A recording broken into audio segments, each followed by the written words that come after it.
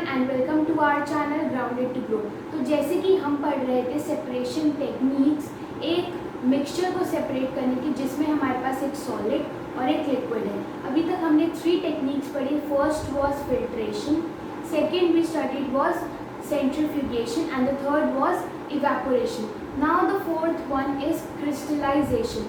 Basically crystallization को आप crystal word से याद कर सकते हो, यानी कि इस प्रोसेस में हम क्रिस्टल्स ऑब्टेन करते हैं, right. So crystallisation is the process of cooling a hot concentrated solution of a substance to obtain the crystals. यानी कि हमारे पास एक कोई सॉल्यूशन है, कॉन्सेंट्रेटेड सॉल्यूशन, हम उसको पहले हीट करते हैं और फिर उसके बाद उसे कूल करते हैं ताकि हम सॉलिड सब्सटेंस के क्रिस्टल्स को ऑब्टेन कर सकें। यानी कि क्रिस्टलाइजेशन क्या होता है, बेसिकली हमारे पास जो एक कॉन्सेंट्रेटेड सॉल्यूशन है, हम पहले उसे हीट करते हैं और फिर उसके बाद उसे कूल डाउन करते हैं ताकि हम उसमें जो सॉलिड सब्सटेंस था उस सॉल्यूशन में उस सब्सटेंस को क्रिस्टल्स की फॉर्म में अचीव कर सकें। So crystallisation is the process of cooling a hot concentrated solution of a substance to obtain the solid substance के crystals, right? So अब हम देखते हैं कि बेसिकली क्रिस्टलाइजेशन को हम कैसे फॉलो करते हैं या फिर क्या क्या स्टेप्स हमें फॉलो करने होते हैं क्रिस्टलाइजेशन के प्रोसेस को करने के लिए।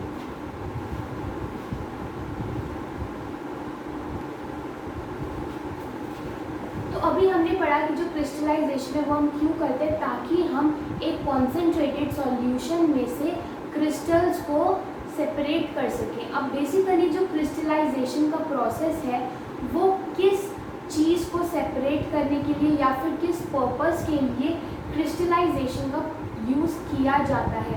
एक्चुअली जो सॉलिड सब्सटेंसेस हमारे पास इम्प्योर फॉर्म में होते हैं उनको प्योर फॉर्म में लाने के लिए we use this method of crystallization। यानी कि जो इम्प्योर सॉलिड है हमारे पास, इम्प्योर सॉलिड सब्सटेंसेस को प्योर सॉलिड सब्सटेंसेस में लाने के लिए, that is free of impurities बनाने के लिए we use this process of crystallization। So crystallization का प्रोसेस हम किस लिए यूज़ करते हैं, ताकि जो हमारे पास सॉलिड इम्प्योर फॉर्म में है, यानी कि उस सॉलिड के साथ जो इम्प्योरिटीज़ भी अटैच्ड हैं उनको अलग करके उस सॉलिड को प्योर फॉर्म में लाने के लिए we use the process of crystallization. अब बेसिकली क्रिस्टलाइजेशन का प्रोसेस करने के लिए ये मैंने कुछ स्टेप्स लिखे, तो चलिए डिस्कस करते हैं। फर्स्ट है, सबसे पहले हमें इम्प्योर सॉलिड लेना है, यानी कि वो सॉलिड जो इम्प्योर है और उसकी इम्प्योरिटीज़ हमें अलग करके उस सॉलिड को प्योर फॉर्म में लाना है। So first we select the impure solid, then we make a solution. यानी कि जो हमने सॉलिड सेलेक्ट किया है उसको हम वाटर में मिक्स करके एक सॉल्यूशन बनाएंगे। तो जो इम्प्योर सॉलिड है हमारे पास उसको हमें वाटर में मिक्स करना है and then we need to make a solution. अब जब हमने सॉल्यूशन बना लिया then we will undergo the process of filtration. मतलब कि जो हमने सॉल्यूशन बनाया है हम उसको ये जो हमारा बीकर है उसमें ये फिल्टर पेपर है, तो उस फिल्टर पेपर से पास करेंगे ताकि जो ऐसी इम्प्योरिटीज़ हैं, जो फिल्टर पेपर, कुछ जो इम्प्योरिटीज़ है वो फिल्टर पेपर पे ही एज अ रेजिड्यू रह जाए। तो सबसे पहले हम क्या करेंगे, सॉलिड सब्सटेंस को सेलेक्ट करेंगे जिसको हमें फ्री ऑफ इम्प्योरिटीज़ बनाना है। सेकेंडली हम उसे वाटर में मिक्स करके एक सॉल्यूशन बनाएंगे और फिर उसके बाद उस सॉल्यूशन को हम फिल्टर पेपर के थ्रू पास करेंगे ताकि कुछ इम्प्योरिटीज़ जो हैं वो as a residue on the filter paper ही रह जाए। अब जो हमारे पास यहाँ पे सॉल्यूशन बचेगा, यहाँ पे तो इम्प्योरिटीज़ निकल गई, अब जो यहाँ पे सॉल्यूशन बचेगा उसको हम हीट करेंगे, और वो भी किस तरीके से, जैसे कि हमने अपने इंक को हीट किया था, यानी कि वाटर बाथ की मदद से। तो जो हमारे पास ये सॉल्यूशन बचा है जिसमें हमारे पास सॉलिड है, वाटर है और कुछ इम्प्योरिटी जो हम फिल्टर कर चुके हैं, उसके बाद जो सॉल्यूशन बचा है इसको हम हीट करेंगे with the help of water bath, यानी कि हम इस सॉल्यूशन को डायरेक्टली बर्नर पे या हीट के सामने नहीं रखेंगे, बल्कि वाटर के कंटेनर में रखेंगे और वाटर बाथ के थ्रू इस सॉल्यूशन को हम हीट प्रोवाइड कराएंगे। अब बेसिकली जब हम इसे हीट प्रोवाइड कराएंगे सॉल्यूशन को, तो इस सॉल्यूशन में हमने वाटर मिलाया था, वाटर विल इवेपोरेट। अब जब वाटर इवेपोरेट हो जाएगा then we will close the turn off the knob, और जो ये हमारा सॉल्यूशन था जिसमें से वाटर इवेपोरेट हो चुका है, अब उसके बाद जो हमारे पास चीज़ें बची हैं उनको हम कूल डाउन होने देंगे। That is we will allow that solution, जो भी उसमें बचा है वाटर के इवेपोरेट होने के बाद, उसको हम कूल डाउन होने देंगे। अब जब वो कूल हो जाएगा तो बेसिकली ये जो सॉलिड था वो क्रिस्टल्स फॉर्म कर जाएगा और जो इम्प्योरिटीज़ हैं वो अलग हो जाएंगी। यानी कि जब वाटर इवेपोरेट हो गया और उसके बाद हमने अपनी जो चाइना डिश थी जिसमें जो सॉलिड बचा था उसको हम कूल डाउन होने के लिए छोड़ेंगे, तो कूल डाउन होने के बाद जो सॉलिड था वो तो क्रिस्टल्स फॉर्म करेगा और जो इम्प्योरिटीज़ थी they will get separated from the solid, और फिर फिल्ट्रेशन के थ्रू या फिर किसी भी मेथड के थ्रू हम उन इम्प्योरिटीज़ को और क्रिस्टल्स को अलग अलग रख सकते हैं and we are able to obtain the pure solid in the form of crystals. So crystallization का प्रोसेस हम किस लिए करते हैं? इम्प्योर सॉलिड से प्योर सॉलिड ऑब्टेन करने के लिए। अब इसका प्रोसेस क्या है? सबसे पहले हम ये देखेंगे कि हमें कौन सा इम्प्योर सॉलिड है जिसे हमने प्योर सॉलिड सब्सटेंस में कन्वर्ट करना है। फिर उस सॉलिड को हम सॉल्यूशन बनाएंगे with the help of water. उस सॉल्यूशन को हम फिल्टर पेपर के थ्रू पास करेंगे और फिर जो हमारे पास सॉल्यूशन बचेगा उसको हम वाटर बाथ के थ्रू हीट करेंगे। वाटर जो है वो इवेपोरेट कर जाएगा और उसके बाद हमारे पास जो सॉलिड सब्सटेंस बचेगा हमारी चाइना डिश में, हम उसे कूल डाउन होने के लिए छोड़ देंगे और जब वो कूल हो जाएगा वी विल ऑब्जर्व कि जो सॉलिड था वो क्रिस्टल्स फॉर्म कर जाएगा and it will get separated from the other impurities जो फिल्टर पेपर से भी पास नहीं हुई थी, और फिर हम अपने प्योर सॉलिड को अलग और उन इम्प्योरिटीज़ को अलग कर सकते हैं। So this is the process of crystallisation to make impure solid और to get a pure solid from impure solid. तो ये तो था पूरा प्रोसेस। अब हम करते हैं एक एक्सपेरिमेंट की जिसमें हम देख सकें कि आखिर ये सब कुछ होता कैसे है।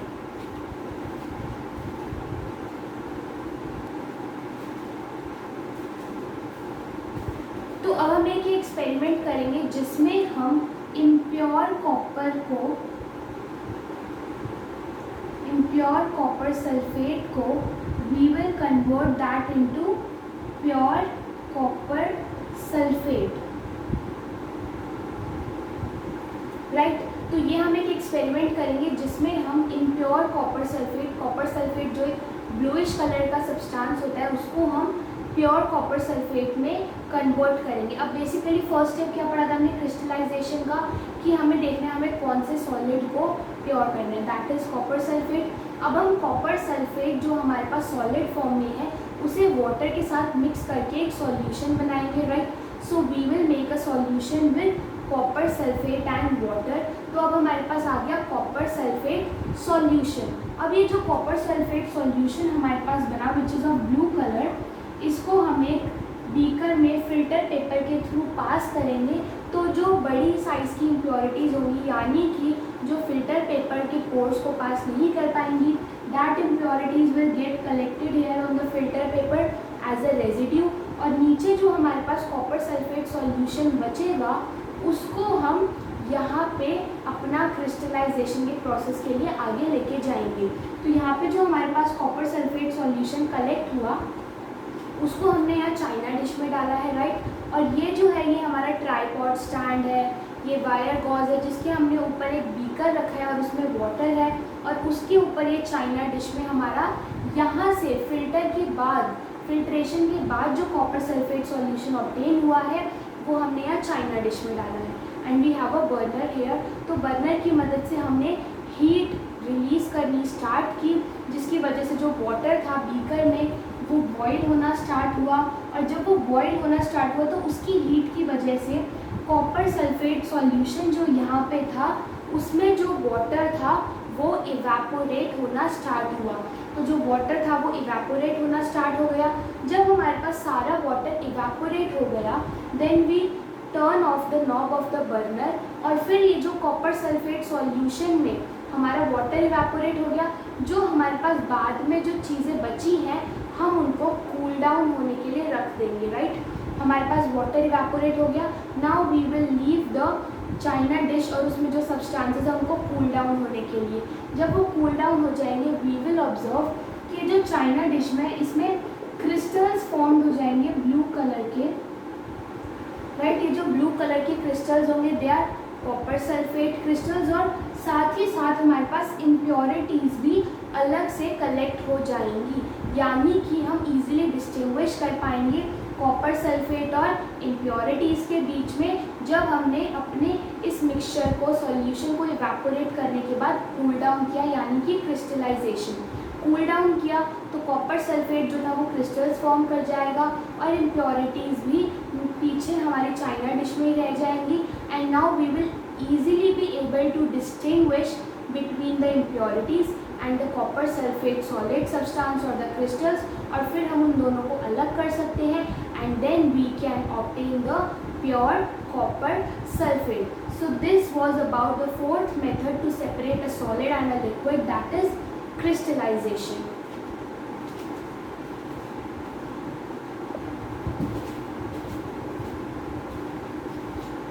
Now the fifth technique is chromatography. Basically chromatography में क्या होता है, इस टेक्निक को हम तब यूज़ करते हैं जब हमारे पास एक सॉल्वेंट में एक सॉलिड से ज़्यादा सॉलिड डिज़ोल्व होते हैं लेकिन इन स्मॉल क्वांटिटीज़। तो chromatography is the technique of separating two or more solids present in a solution in very small quantities, यानी कि जब एक सॉल्यूशन में एक लिक्विड एक सॉल्वेंट के साथ एक सॉलिड से ज़्यादा सॉलिड्स डिज़ोल्व होते हैं बट इन वेरी स्मॉल या फिर स्मॉल क्वांटिटीज़, तो हम कौन सी टेक्निक यूज़ करते हैं, क्रोमैटोग्राफी। अब बेसिकली क्रोमैटोग्राफी बहुत सारे तरीक़ों की होती है but the easiest chromatography is paper chromatography.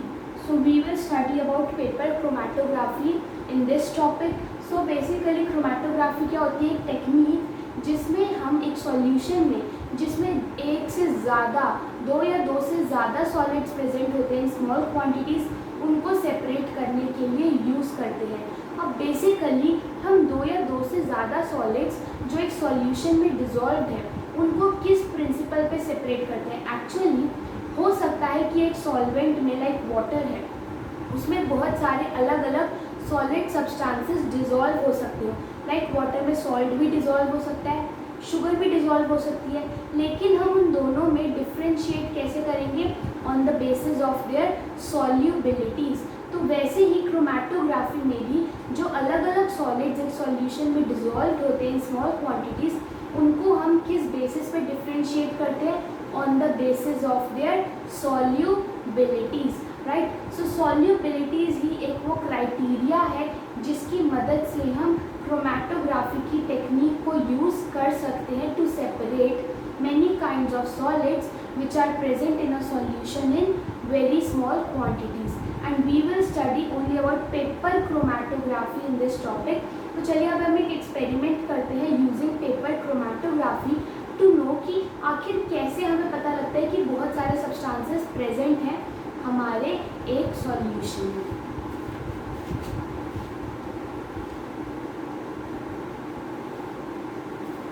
So basically chromatography अभी मैंने पढ़ाया क्या होता है। Now we are going to do experiment with black और blue colour ink, right. Black और ब्लू कलर की जो इंक होती है उसमें बहुत सारे डिफरेंट सॉलिड पार्टिकल्स होते हैं, उनको सेपरेट करने के लिए we will use this technique that is chromatography.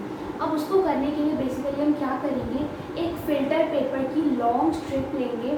Filter paper जो हम फिल्ट्रेशन में यूज़ करते हैं that filter paper we will take, और उसकी एक लॉन्ग स्ट्रिप लेंगे and around 3 to 4 centimetre from one end we will draw a line with the help of a pencil, right. Pencil use करना because हमें pen से जो उसकी ink होती है उससे तो एक्सपेरिमेंट ही करना है, राइट। सो 3 to 4 सेंटीमीटर के गैप के बाद आप एक लाइन ड्रॉ करना और उस पर ब्लैक या ब्लू पेन जो भी आपके पास हो उससे एक डॉट बनाना, like this I have made a dot hair.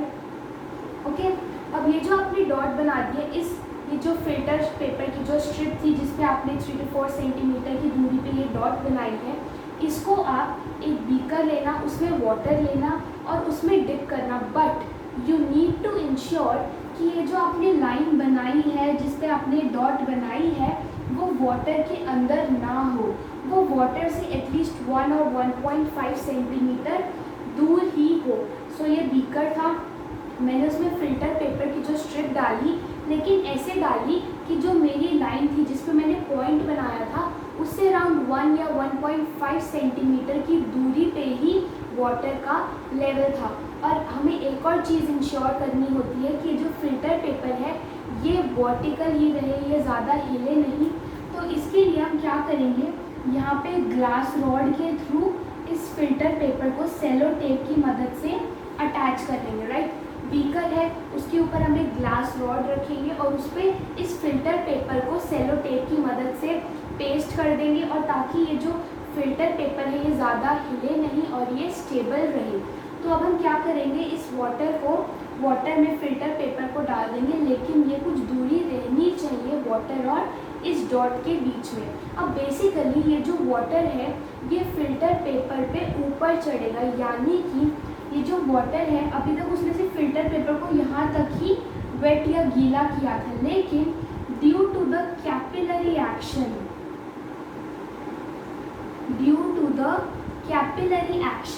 ये जो वाटर है ये फिल्टर पेपर पे आगे बढ़ेगा। यानी कि अगर ये फिल्टर पेपर पे सपोज ये हमारा ब्लैक पॉइंट था, ये यहाँ तक वाटर था, राइट, ये हमारा फिल्टर पेपर था।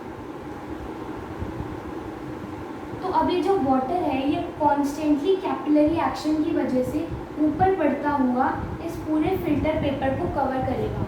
जब ये आगे बढ़ेगा, ये ब्लैक इंक तक या डाई तक पहुँचेगा, तो जब ये यहाँ तक पहुँचेगा, जो ब्लैक इंक में जो सब्सटेंसेस होते हैं जो वाटर में डिज़ोल्व हो जाते हैं वो वाटर के साथ मिक्स हो जाएंगे। तो बेसिकली यहाँ से उसने लिया, जब वो आगे बढ़ेगा तो जो सॉलिड सब्सटेंसेस वाटर में बहुत जल्दी सॉल्यूबल हो जाते हैं वो यहाँ पे अपना इम्प्रेशन छोड़ देंगे। आगे आगे बढ़ते बढ़ते जो सब्सटेंस जिसकी जैसे सॉल्युबिलिटी होती है वो उस हिसाब से फिल्टर पेपर पे इम्प्रेशन छोड़ते जाएंगे। यानी कि जो वाटर था वो फिल्टर पेपर पे कैपिलरी एक्शन की वजह से ऊपर बढ़ेगा। जैसे ही वो ब्लैक इंक के कांटेक्ट में आएगा तो जो सब्सटेंसेस वाटर में डिज़ोल्व हो जाते थे उस ब्लैक इंक के, वो उसके कांटेक्ट में आए। अब जैसे जैसे वाटर आगे बढ़ेगा, जो सब्सटेंस वाटर में जल्दी सॉल्यूबल हो जाता है वो जल्दी यहाँ पे अपना इम्प्रेशन छोड़ देगा, and the substance which is less soluble in water वो अपना ऊपर कहीं पे जाके फिल्टर पेपर पे इम्प्रेशन छोड़ेगा या फिर कलर्ड स्पॉट बनाएगा। तो हमारे पास कुछ ऐसा फिल्टर पेपर ऑब्टेन हो जाएगा जब वाटर कैपिलरी एक्शन के थ्रू फिल्टर पेपर में ऊपर तक पहुँचेगा। अब बेसिकली ये जो फिल्टर पेपर बन गया है जिस पे हमारे पास वाटर की मदद से हमने अपने अलग अलग सॉलिड सब्सटेंसेस ऑब्टेन कर लिए, जो अलग अलग कलर्ड स्पॉट्स बन गए, इसको हम क्या बोलते हैं, क्रोमैटोग्राम। राइट, तो हम इसे बोलते हैं। अब ये जो फिल्टर पेपर था इस पे जो हमने डॉट ड्रॉ की थी, इस पे हमने जब वाटर को पास किया कैपिलरी एक्शन की वजह से, तो जो सारे सॉलिड सब्सटेंसेस थे वो अपनी सॉल्युबिलिटी के हिसाब से अलग अलग स्पॉट्स बनाते गए फिल्टर पेपर पे। और जब हम उस फिल्टर पेपर को निकाल लेंगे, जब उसमें सारे कलर्ड स्पॉट्स बन गए हैं डिफरेंट सब्सटेंसेस के, that paper is called chromatogram, जिस पे हमने ये आइडेंटिफाई कर पाएंगे कि कौन कौन से सॉलिड सब्सटेंसेस हमारी इंक में इन्वॉल्व या फिर डिज़ोल्व थे। तो इसकी वजह से हम अपने जितने भी सॉलिड सब्सटेंसेस हैं उनको डिफरेंशिएट या फिर सेपरेट कर सकते हैं by the use of this technique chromatography. तो आज की क्लास हम यही ख़त्म करते हैं। आज हमने 2 टेक्निक्स पढ़ी, that is crystallization and chromatography. Last technique, that is distillation, we will study in tomorrow's class. Do like our videos and subscribe to our channel Grounded to Grow for more related videos.